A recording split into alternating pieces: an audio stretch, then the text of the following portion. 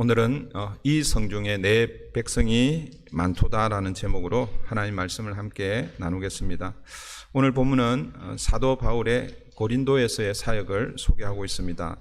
우리 1절을 보시면 그 후에 바울이 아덴을 떠나 고린도에 이르러라고 오늘 본문이 시작되고 있습니다. 사도 바울은 아덴에서 고린도로 왔다는 것을 우리에게 알려주고 있죠. 아덴에서는 우리 앞 본문에 보시면 특별한 박해가 없었는데도 불구하고 바울이 아덴에 오래 머물지 않고 바로 고린도로 넘어온 것처럼 그렇게 기록하고 있습니다. 여러분, 사실 아덴에서 누구를 기다리고 있었습니까? 거기서 실라와 디모데를 만나려고 그 아덴에 먼저 어떻게 보면 베레아에서 피난 왔잖아요, 그죠? 도망 왔습니다. 거기서 실라와 디모데를 만나려고 그렇게 하고 있었는데, 그런데 그들이 도착하기도 전에 지금 사도 바울이 고린도로 옮겨간 것이죠. 그 이유가 무엇일까?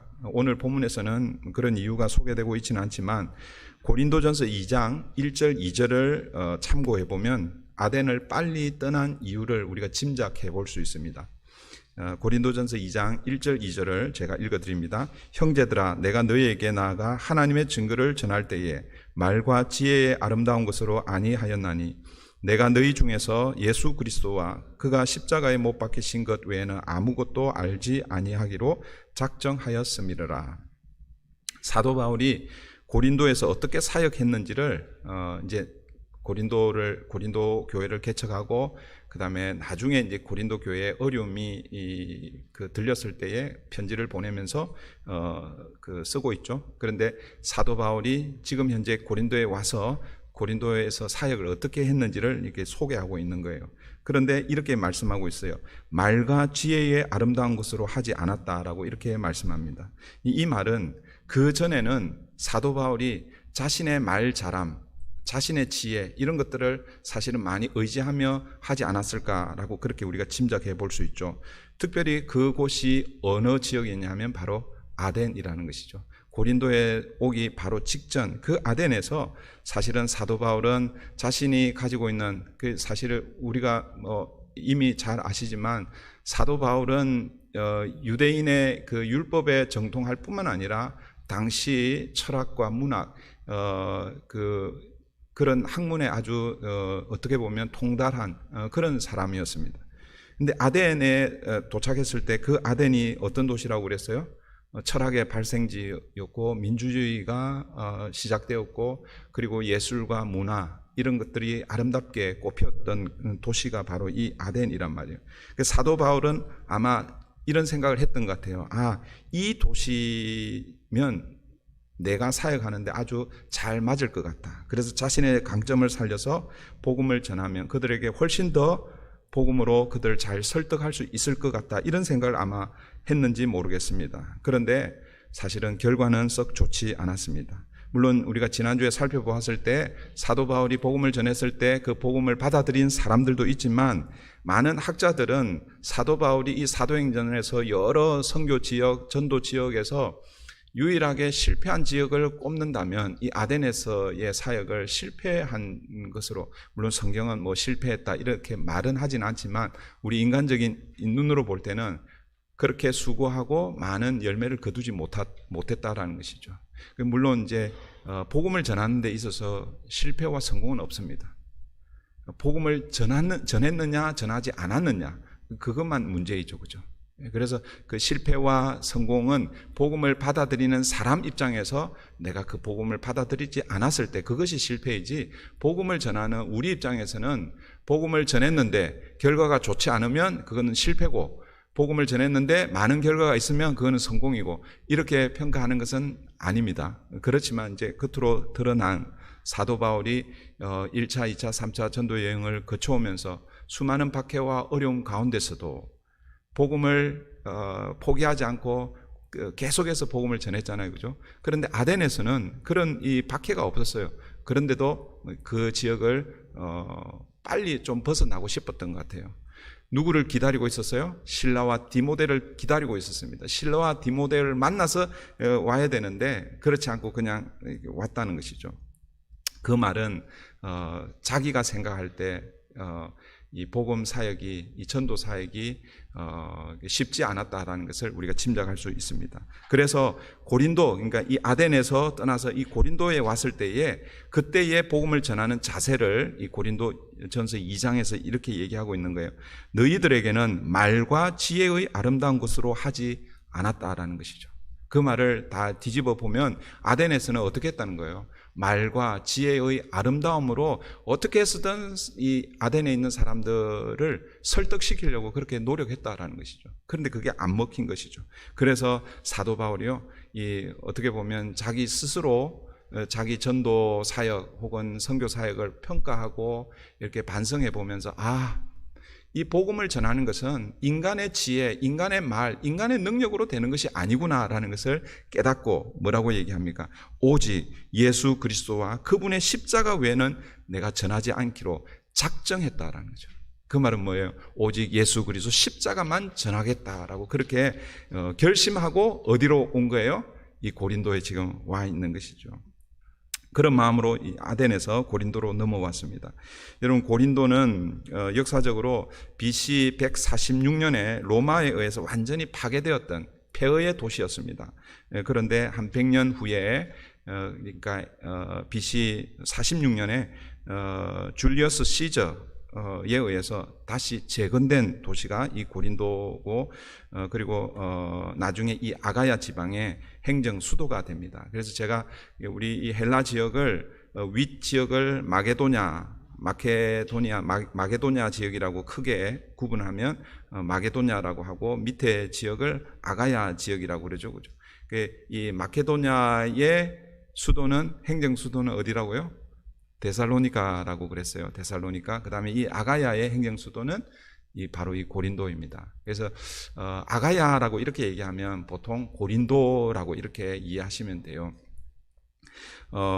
이 고린도는 항구 도시로서 남북으로는 육로가 잘 발달되어 있었고, 그리고 동서로는 해로가 잘 발달되어 있었습니다. 그러니까 육로와 해로가 잘 발달되어 있는 이, 어떻게 보면 오늘 우리로 얘기하면 교통의 허브, 중심 도시였습니다. 그래서 상업이 발전하고, 이 상업이 발전하면 그의 결과로 뭐예요? 이 부가 그 도시로 이렇게 집중이 되겠죠.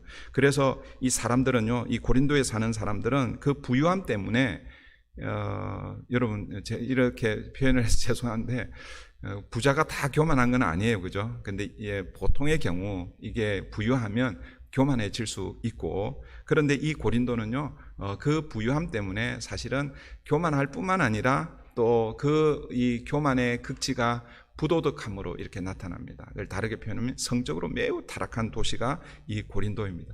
그래서 우리가 고린도전서를 읽어보면 고린도의 여러 문제를 지적하는데, 물론 가장 그 고린도 교회가 안고 있었던 가장 큰 문제는 시기와 다툼이었습니다. 시기와 분쟁. 그 고린도전서 1장을 보시면요, 나중에 뭐 우리가 볼 기회가 있겠죠. 그 1장에 보면 네 당파로 나누어서 시기하고 그렇게 싸워요. 그게 3장까지 넘어갑니다. 그래서 사도 바울이 이렇게 고린도 교회를 향해서 이렇게 권면하죠. 너희가 하나님의 성전인 것과 하나님의 성령이 너희 안에 거하시는 것을 알지 못하느냐, 그렇게 말씀하시면서, 그 너희가 사실은 우리 개인 한 사람, 고린도 교회 성도 한 사람 한 사람을 이야기하지만, 그러나 이 콘텍스트, 문맥 안에서는요, 고린도 교회를 가리키는 거예요. 고린도 교회, 너희 안에 하나님의 성령이 거하는 성전인데, 그런데 파로 나누어서 서로 시기하고 다투고 그렇게 싸우고 있다는 것이죠. 고린도 교회의 그 가장 큰 문제가 그 문제이지만, 그러나 고린도 전서를 계속 읽어가 보면요, 음행과 이런 것들이 고린도 전체 도시 안에 그게 그냥 일반화되어 있어요. 일반화되어 있는데 그게 어디까지 들어와 있는 거예요? 교회 안에까지 들어와 있는 거예요. 이게 이 고린도 교회의 문제이죠. 이 부도덕함이 이 고린도에, 여러분 이제 고린도 지역을 여행하신 분들 혹시 계신지 모르겠는데, 그 고린도 그 도시의 해발 한 600m에 이르는 거기에 아크로코린트라는 그 바위 언덕이 있다고 그래요. 저는 가보진 않았는데, 그 바위 언덕에 여러분 유명한 아프로디테 들어보셨습니까? 아프로디테. 비너스라고 얘기하면 오히려 더 쉽게 여러분 이해하실 거예요. 그죠? 이 아프로디테가 사실은 비너스입니다. 이 아프로디테라는 여신을 섬기는 신전이 거기에 있습니다. 당시 이 아프로디테 신전을 섬기는 여사제가 얼마나 있었냐면 1000명이 있었다고 그래요. 그러니까 이 여사제들이 1000명인데 그냥 사제들이 아니라 사실은 공적으로 사람들이 그냥 이렇게 인정한, 소위 말해서 장녀의 역할을 했던 사람들입니다.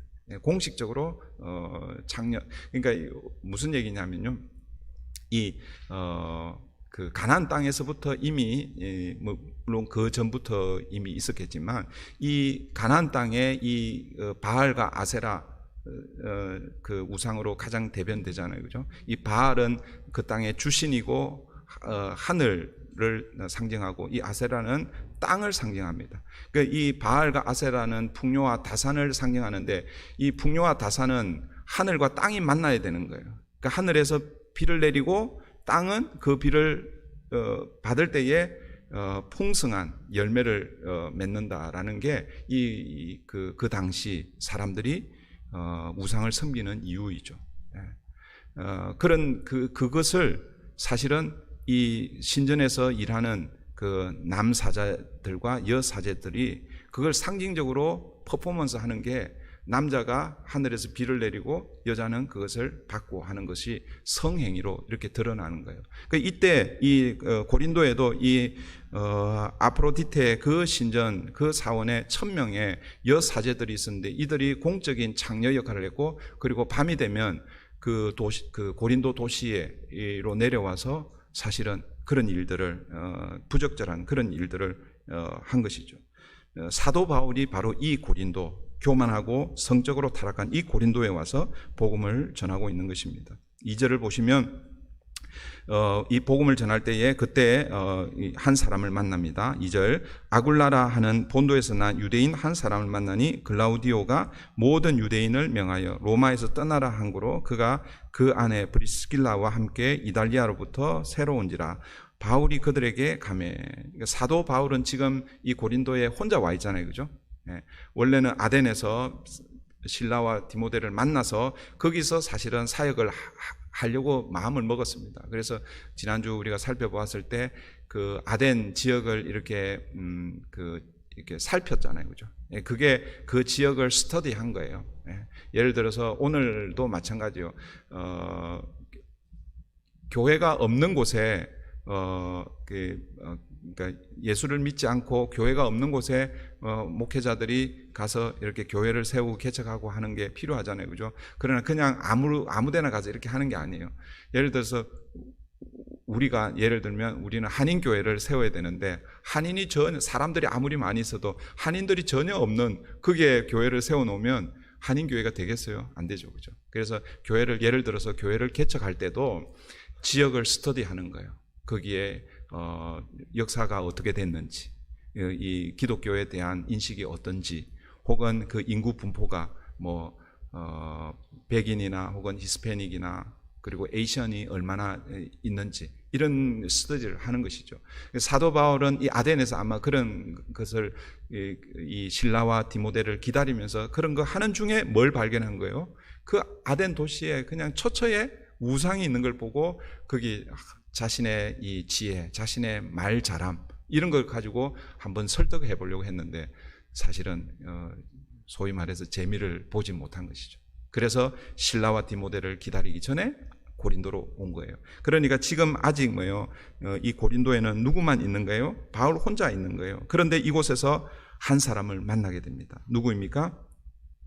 하나님께서 혼자 있는 이 사도 바울에게 동역자를 보내주신 것이 바로 아굴라와 그의 아내 브리스길라입니다. 로마서 16장에서 이 부부를 어떻게 소개하는가? 로마서 16장 3절 4절을 제가 잠깐 인용해 드릴게요. 너희는 그리스도 예수 안에서 나의 동역자들인 브리스가와 아굴라에게 문안하라. 오늘 본문은 브리스길라라고 이렇게 이 이름하고 있고, 이 로마서에는 브리스가로 이렇게 부르고 있습니다. 똑같은 명칭입니다. 이름입니다. 브리스가와 아굴라에게 문안하라. 그들은 내 목숨을 위하여 자기들의 목숨까지도 내놓았나니 나뿐 아니라 이방인의 모든 교회도 그들에게 감사하느니라. 사도 바울이요, 이 로마 교회 편지를 쓰면서 마지막 16장에서 안부 인사를 전하는데 여러 사람들을 언급할 때 그 중에 이 브리스가 아굴라와 브리스길라를 소개하는데 이들을 나의 동력자라고 이렇게 소개합니다. 어디에서 동력했다는 거예요? 이 고린도에서 동력하게 되는 것이죠. 그리고 뿐만 아니라 자기를 위해 목숨까지도 내놓은 사람들이라고 이렇게 소개하고 있습니다. 이 사람이 내 동료입니다. 내 동력자입니다. 여기까지는 잘 소개할 수 있잖아요. 그죠? 그런데 어떤 사람을 이 사람은 내 목숨을 위해서, 나를 위해서 자기의 목숨까지도 내놓을 사람입니다 라고 이렇게 소개하기는 쉽지 않잖아요. 그죠? 예. 그런 사람이 나와 함께 동력하고 나와 함께 한다는 것은 사실은 굉장한 축복이죠. 근데 하나님께서 이 고린도에 그런 사람을 만나게 하시고 붙여주셨다는 거예요. 그러니까 사도 바울에게 이 부부가 얼마나 큰 힘이 되었는지 우리가 알 수 있는 그런 부분이죠. 사랑하는 성도 여러분, 우리 인생도 누구를 만나느냐에 따라서 우리 인생이 바뀌는 경우가 많이 있죠. 그죠? 특별히 이제 제가 처음에 미국 왔을 때, 처음이 아니죠. 제가 처음에는 우리 동부에 있었고, LA에 왔을 때 이제 그 풀타임으로 이렇게 사역하면서 성도님들 만나고 교제하고 그렇게 하는데, 이제 가끔씩 신방할 때 뭐 직업 하시는 일 제가 알기도 하고 어떤 경우에는 몰라가지고 물어보기도 하고 이렇게 하는데, 그런데 그런 대화 중에 그런 얘기 많이 해요. 여러분들도 아마 그런 공감하시는 분들이 계실 거예요. LA에서 한국에서 자기가 공부하고 전공한 거하고 전혀 상관없이 이 이민자는 일하는 경우가 있잖아요. 그죠? 그래서 뭐 어떤 일을 하게 됐을 경우에 어떻게 그 일을 하게 됐냐고 이렇게 물어보면, 공항에 나를 처음 마중 나온 그 사람이 그 일을 했는데, LA 처음 왔을 때, 지금이야 뭐 많은 정보가 있죠. 근데 그때는 사람도 만나기가 쉽지가 않고 정보를 얻기가 쉽지 않은데, 공항에 마중 나온, 공항에 나온 라이더 할 정도면은 굉장히 가까울 거 아니에요. 그죠? 그러니까 그 사람에게 의존하고 그 사람에게 물어보고 그러면서 그 사람이 하는 일을 같이 하는 경우가 많이 있다라는 거죠. 그래서 많은 분들이 공항에서 누구를 만나느냐에 따라서 직업이 달라진다라고 이렇게 얘기를 하는 것을 많이 들었습니다. 다 그런 건 아니겠죠. 그죠? 그렇지만 그런 영향이 있다라는 것은 사실인 것 같아요. 여러분, 우리 자녀들을 키워보신 분들은 아시겠지만 아이들이 자라면서 어떤 친구를 만나느냐에 따라서, 또 어떤 선생님을, 어떤 멘토를 만나느냐에 따라서 아이들의 인생이 달라질 수가 있습니다. 직장에서 상사나 또 동료를 어떤 사람을 만나느냐에 따라서 직장이 행복할 수가 있고요. 직장이 그만두고 싶은데 이 가족 부양 때문에 할 수도 없고, 이런 경우가 있다라는 것을 우리가 다 체험할 것입니다. 결혼도 마찬가지죠. 누구를 만나서 결혼하느냐. 그런 의미에서 사실은 만남이 참 중요하다라고 볼 수 있습니다. 사도 바울은요, 혼자 고린도에서 자기의 동력자로, 자기의 목숨까지도 내어놓을 만한 그런 귀한 동력자를 만났는데, 그게 바로 아굴라와 브리스길라였습니다. 제가 이 말씀을 준비하면서 어제 이런 생각을 해보았습니다. 오늘 저와 여러분의 만남은 어떤가? 제가 이제 우리 교회에 만 5년 6개월, 그러니까 이제 횟수로는 6년 차, 이제 12월이 지나면요, 5년 6개월이 지납니다. 5년이라고 만약에 가정을 했을 때, 물론 이제 우리 새로 오신 분들은 아직 저를 1년도 채 만나지는 않았겠지만, 우리 이제 교회로 볼 때에 한 5년이라고 생각했을 때, 5년 전과 지금 현재의 여러분들의, 저와 여러분들의 이 만남, 여러분들이 저와 함께 교회를 세우고 교회를 섬겨가면서 여러분의 신앙, 여러분의 영적 성장이 일어났는가? 아니면 5년 전보다 지금 현재가 더 여러분의 영적 상태가 나빠졌는가? 그런 생각을 해보게 되었어요. 그러면서 만약에 지금 이제 5년 6개월이 지났는데 만약에 5년 전보다도 내 영적 상태가 발전이 없거나 아니면 더 나빠졌다. 그러면 제가 문제이거나 여러분들이 문제이죠. 그렇죠? 네. 그 둘 중에 하나가 문제라는 거예요. 그럼 어떻게 해야 되나? 그러면 뭐 제가 어떻게 해야 되겠어요? 그래서 어떻게 해라는 게 아니라 우리 다시 5년을 향해서 달려가면 좋겠어요.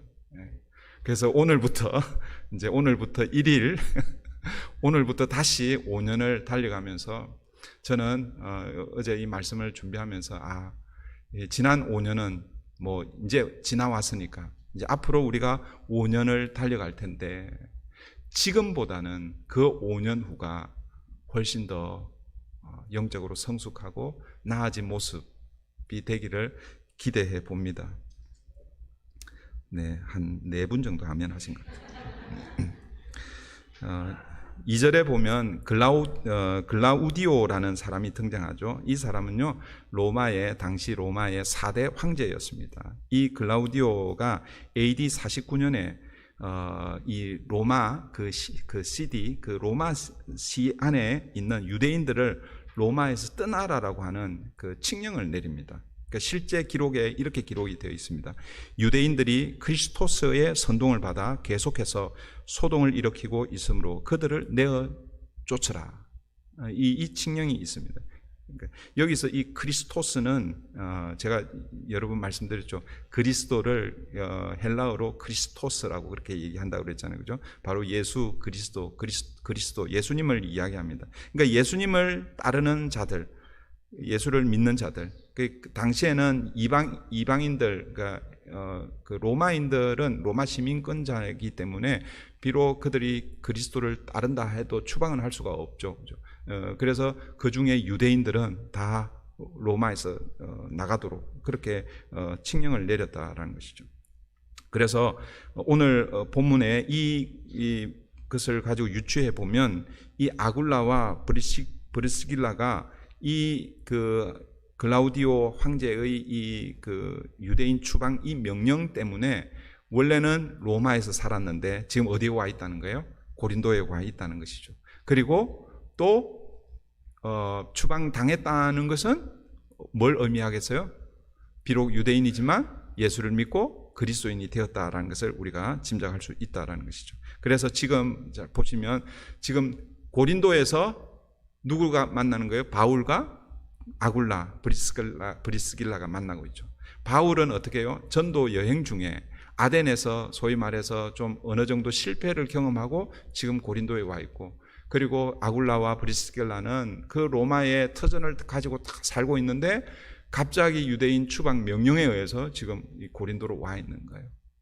이때 상황은 다르지만 그러나 이 두 사람이 만나고 있는 거예요. 이건 우연의 만남일까요? 아니죠. 우연히 일어난 것처럼 보이지만 우리는 다 뭐예요? 하나님의 섭리 가운데, 하나님의 뜻 가운데서 만나졌다라는 것을 우리가 믿습니다.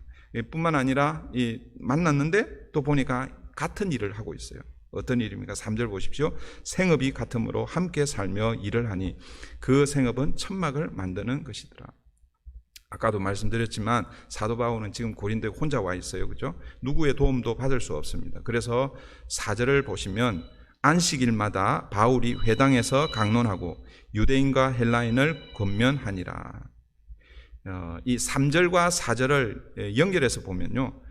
그러니까 3절에서는 바울과 이 아굴라의 직업이 뭐예요?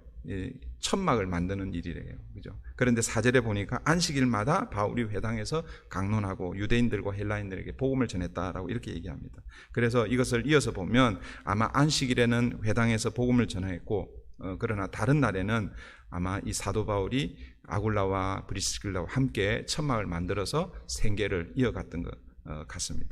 이런 와중에, 이런 생활을 하고 있는 중에 이제 누가 이제 오게 됩니까? 실라와 디모데가 드디어 마게도냐로 오게 됩니다. 5절 보십시오. 실라와 디모데가 마게도냐로부터 내려오매 바울이 하나님의 말씀에 붙잡혀 유대인들에게 예수는 그리스도라 밝히 증언하니. 이 바울과 실라, 그 디모데가 언제 헤어졌냐면, 어디서 헤어졌냐면요, 베레아에서 헤어졌어요. 베레아에서 헤어졌던 이 실라와 디모데 어디에서 원래 만나기로 했어요? 아덴에서 만나기로 했잖아요, 그죠? 만나려고 했었습니다. 그런데 지금 고린도에서 이제 만나게 되는 거죠. 이때 이 실라와 이 디모데가 이제 바울에게 와서 만나는데 좋은 소식을 가지고 오는 거예요. 두 가지 좋은 소식을 가지고 옵니다. 첫 번째가 디모데를 통해서 데살로니가 교회의 소식을 듣습니다. 그게 데살로니가 전서 3장 6절 8절에 소개되어 있습니다. 지난번에도 제가 한번 인용해서 말씀을 드린 적이 있는데 제가 읽어 드릴게요. 지금은 디모데가 너희에게로부터 와서 너희 믿음과 사랑의 기쁜 소식을 우리에게 전하고 또 너희가 항상 우리를 잘 생각하여 우리가 너희를 간절히 보고자 함과 같이 너희도 우리를 간절히 보고자 한다 하니 이러므로 형제들아 우리가 모든 궁핍과 환난 가운데서 너희 믿음으로 말미암아 너희에게 위로를 받았노라. 그러므로 너희가 주 안에 굳게 선즉 우리가 이제는 살리라. 사도 바울이 실라와 디모데, 특별히 이제 디모데입니다. 디모데를 통해서 데살로니가 교회 이 소식을 이제 듣는 거예요. 그때 이 사도 바울이 그 소식을 듣고 뭘 경험하고 있어요? 위로를 경험하고 있는 거예요. 위로와 기쁨이 넘치고 있다는 거죠. 무엇이 사도 바울에게 기쁨이고 위로이겠습니까? 궁핍과 환난에서 벗어난 것이 위로입니까? 데살로니가 교회 성도들이 지금 어려움을 당하고 있는데 그 어려움에서 해결된 것이 사도 바울의 위로고 기쁨이었습니까? 아니죠, 그죠? 오히려 그 환난과 그 궁핍 가운데서 데살로니가 교회가 믿음을 지킨 것, 이것이 뭐예요? 그 소식이 사도 바울에게 전해지니까 그게 기쁨이고 위로였습니다. 그래서 사도 바울이 8절 마지막에 보면 이렇게 고백하고 있습니다. 그러므로 너희가 주 안에 굳게 선즉 우리가 이제는 살리라. 믿음으로 주 안에 굳게 서 있는 데살로니가 교회를 보면서 사도 바울은 위로를 받고 있습니다. 사랑하는 성도 여러분, 목사에게도 위로가 필요할까요? 안 필요할까요? 네. 목사인데 목사에게도 위로가 필요하죠, 그죠? 그런데 목사에게는 무엇이 가장 큰 위로이겠어요? 목사들마다 다를 수 있겠지만 저는 오늘 이 본문을 통해서 이 사도 바울은 참 이런 사도 바울의 마음을 좀 저도 담고 싶다 이런 생각을 하면서 저에게도 뭐가 위로일까요? 여러분들이 이 세상에 발을 딛고 살기 때문에 여러분들이 가정이 평안하고 하시는 비즈니스나 또 직장에서 프로모션 받아서 승진하고 이런 것들 그런 소식 들으면 좋죠. 자녀들이 잘된 소식 들으면 좋습니다. 그러나 목사에게 더 큰 기쁨과 위로는 여러분들이 믿음에서 바로 서가는 모습입니다. 교회 안에 시기와 다툼, 분쟁 이런 소식이 아니라 비록 우리가 어렵고 힘들지만 서로 손을 잡고 함께 믿음의 여정을 걸어가고 세워가는 이런 소식이 여러분 목장 안에서 들려지기를 바랍니다. 그리고 또 실라와 이 디모데가 마게도냐로부터 무엇을 가지고 왔냐면 고린도, 오늘 본문에서는 그 내용이 소개가 되고 있지 않습니다. 그런데 고린도후서 11장 9절에 그게 나타나 있는데요. 제가 읽어드립니다.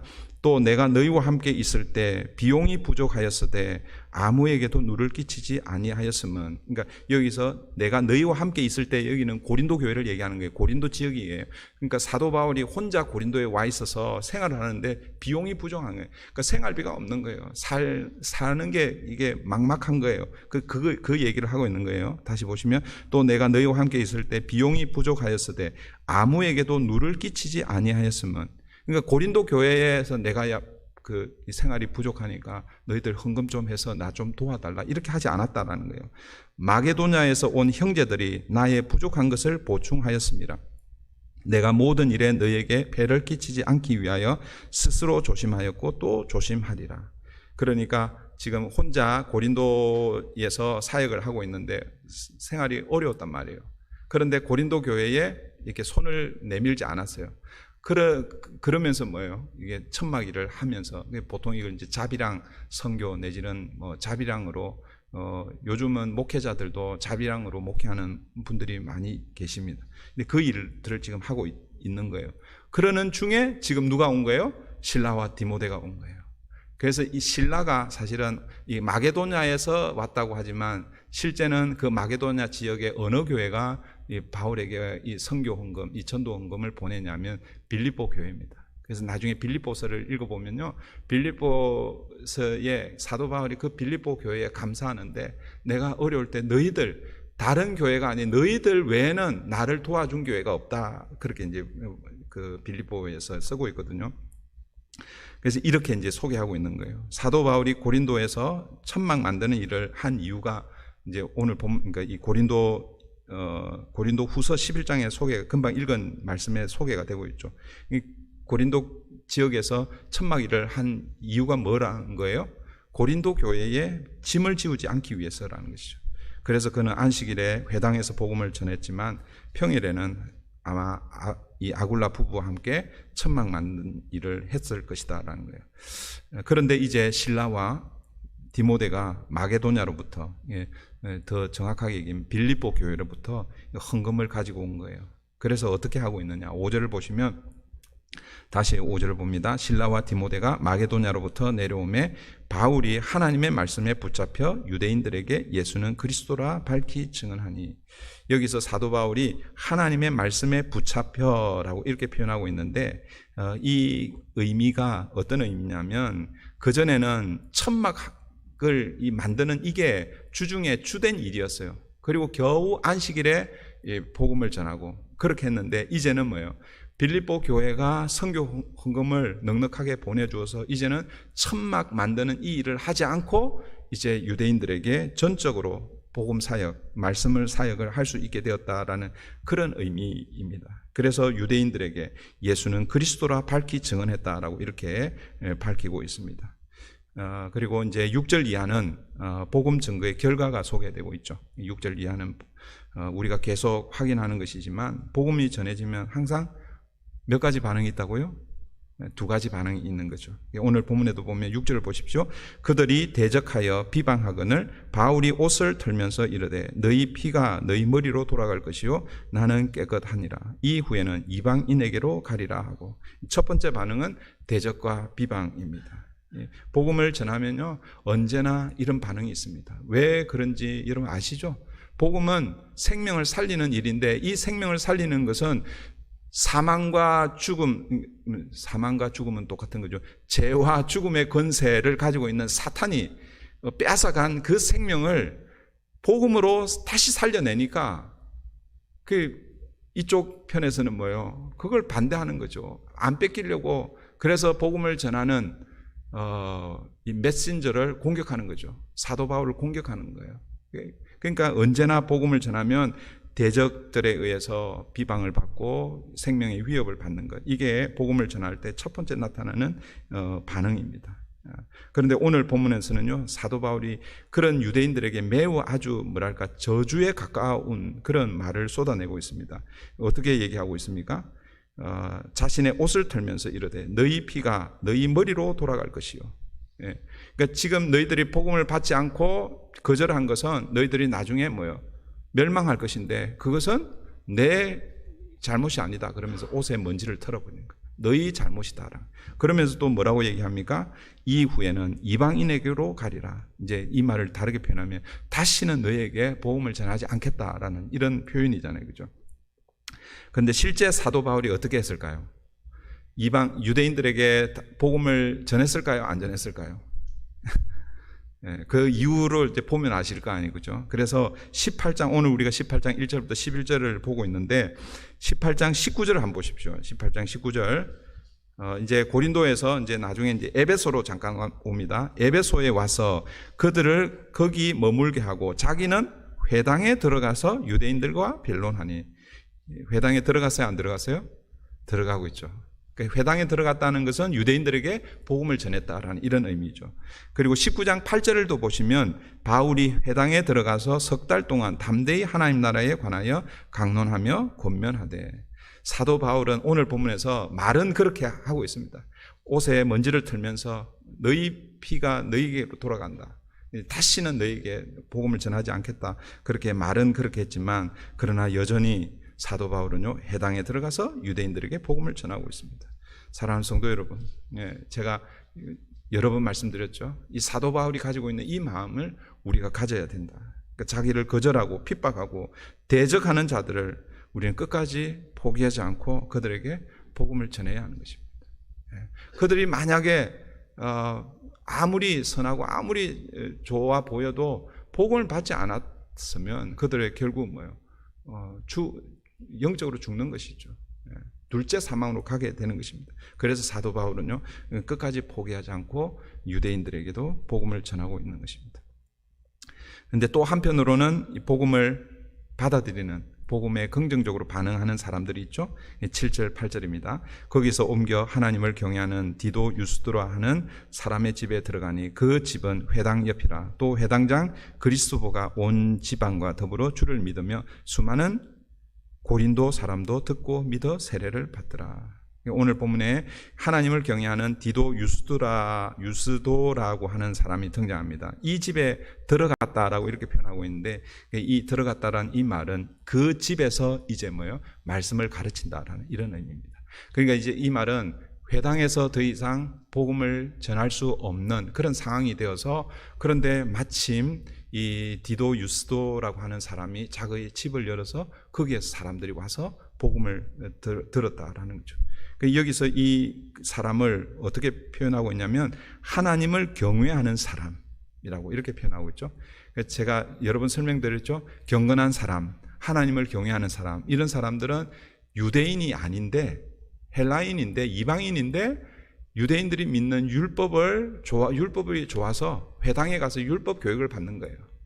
그렇지만 아직 그들에게는 예수 그리스도 복음을 깨닫지 못했기 때문에 표현은 하나님을 경외하는 사람, 경건한 사람이지만 아직 회심한 사람들은 아닙니다. 거듭난 사람들은 아닙니다. 그런데 이 디도 유스도가 회당에서 사도 바울의 복음을 듣고 회심한 거예요.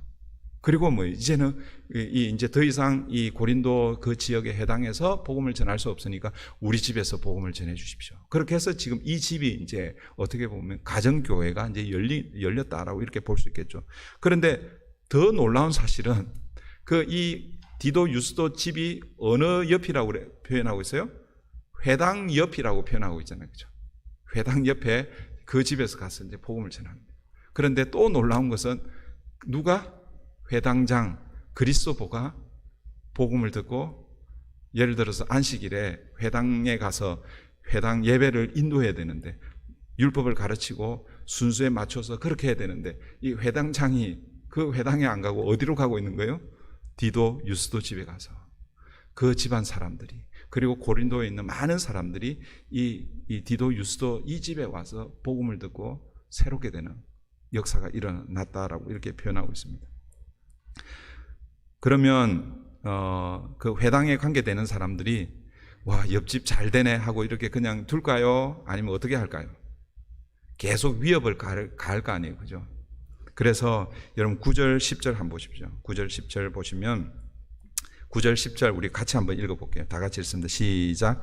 밤에 주께서 환상 가운데 바울에게 말씀하시되 두려워하지 말며 침묵하지 말고 말하라. 내가 너와 함께 있음에 어떤 사람도 너를 대적하여 해롭게 할 자가 없을 것이니 이는 이 성중에 내 백성이 많음이라 하시더라.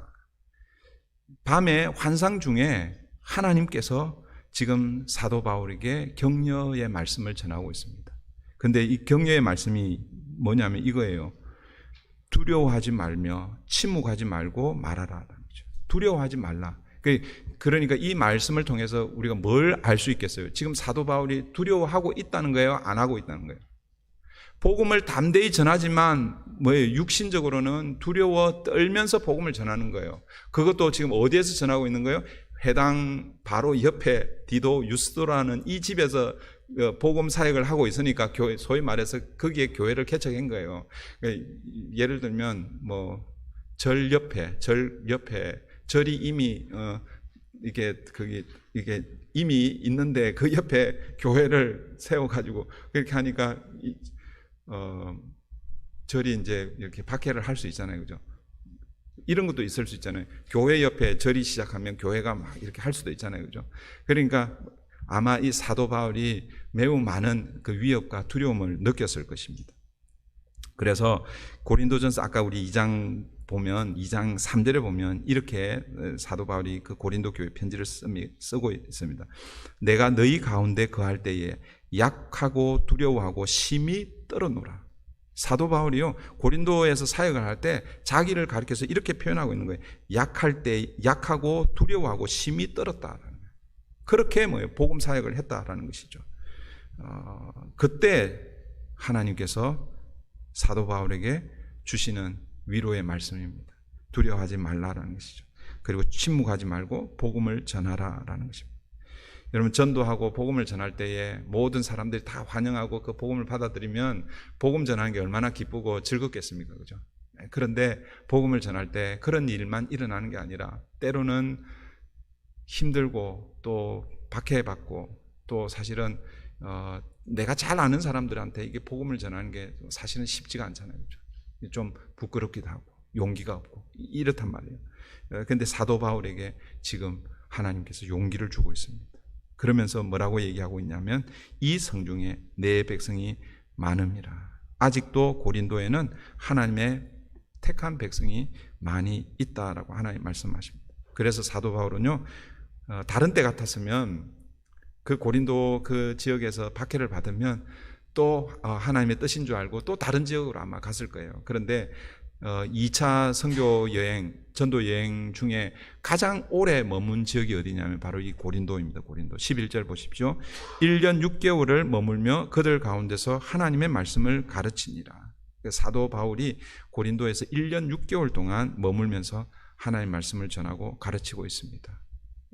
그 힘이 어디에 있었겠어요? 하나님이 환상 중에 두려워하지 말라는 거죠.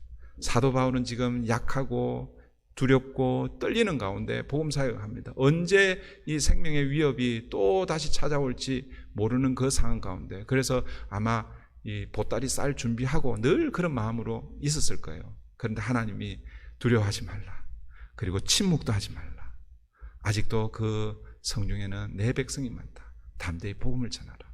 그럴 때 사도 바울이 1년 6개월 동안 머물면서 말씀을 전하고 있습니다. 사랑하는 성도 여러분, 이제 말씀을 맺습니다. 우리 브릿지 교회의 존재의 목적이 무엇이겠습니까?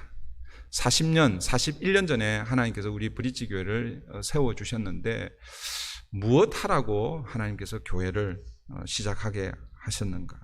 여러 교회의 사명, 교회가 해야 할 일들이 많이 있습니다. 그러나 저는 그 여러 사명 중에